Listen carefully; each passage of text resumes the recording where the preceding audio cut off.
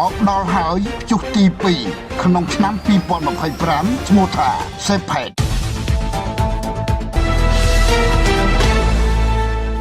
រាជធានីភ្នំពេញក្រសួងធនធានទឹកនិងអូតូនិយមបានចេញសេចក្តីប្រកាសស្តីពីស្ថានភាពធាតុអាកាសកាលពីថ្ងៃទី28ខែមិថុនាឆ្នាំ2025ពីព្យុះទី2ក្នុងឆ្នាំ2025មានឈ្មោះថាសេផេតនៅក្នុងសេចក្តីប្រកាសអំពីស្ថានភាពអាកាសធាតុនោះបានបញ្ជាក់ថាព្យុះទី2ក្នុងឆ្នាំ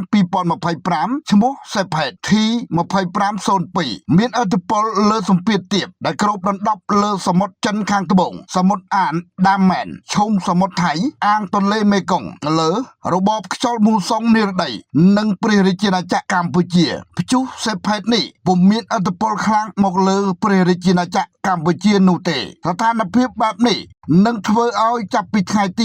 28ដល់ថ្ងៃទី30ខែមិថុនាឆ្នាំ2025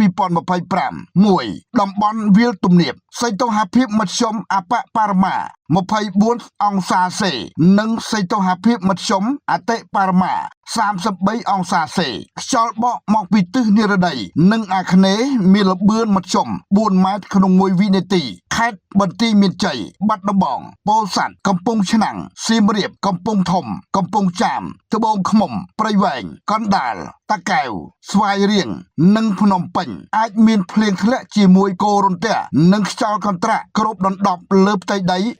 20% 2តំបន់ខ្ពង់រាបសីតុណ្ហភាពមធ្យមអបបរមា23អង្សាសេនិងសីតុណ្ហភាពមធ្យមអតិបរមា33អង្សាសេខ្យល់បក់មកពីទិសនិរដីនិងអាគ្នេយ៍មានល្បឿនមធ្យម3ម៉ែត្រក្នុង1វិនាទីខេត្តកំពង់ស្ពឺបៃលិនឧត្តរមានជ័យព្រះវិហារក្រចេះស្ទឹងត្រែងរតនគិរីមណ្ឌលគិរីជួរភ្នំដងរែកនិងតំបន់ជួរភ្នំក្រវ៉ាញអាចមានភ្លៀងធ្លាក់ជាមួយផ្គររន្ទះនិងខ្យល់កន្ត្រាក់គ្របដណ្ដប់លើផ្ទៃដី 25% 3តំបន់មាត់សមុទ្រសីតុណ្ហភាពមធ្យមអបបរមា23អង្សាសេនិងសីតុណ្ហភាពមធ្យមអតិបរមា33អង្សាសេខ្យល់បក់មកពីទិសនិរដីនិងបច្ចឹមមានល្បឿនមធ្យម2ម៉ែត្រក្នុង1វិនាទីខេត្តកោះកុងព្រះសីហនុកំពតកែបនិងជួរភ្នំបូកគោអាចមានភ្លៀងធ្លាក់ជាមួយផ្គររន្ទះនិងខ្យល់កន្ត្រាក់គ្របដណ្ដប់លើផ្ទៃដី 20% រលកសមុទ្រមានកម្ពស់មធ្យមអបបរមា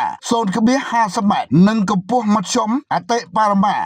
1.50 ម៉ែត្រអាស្រ័យដោយបានជម្រាបជូនខាងលើសូមសាធារណជនទទួលជ្រាបជាព័ត៌មានសូមបញ្ជាក់ថាព្យុះសេផេតគឺជាព្យុះទី2ប្រចាំឆ្នាំ2025និងមានឥទ្ធិពលខ្ពស់សូមបងប្អូនប្រជាពលរដ្ឋប្រញាប់ការប្រុងប្រយ័ត្ន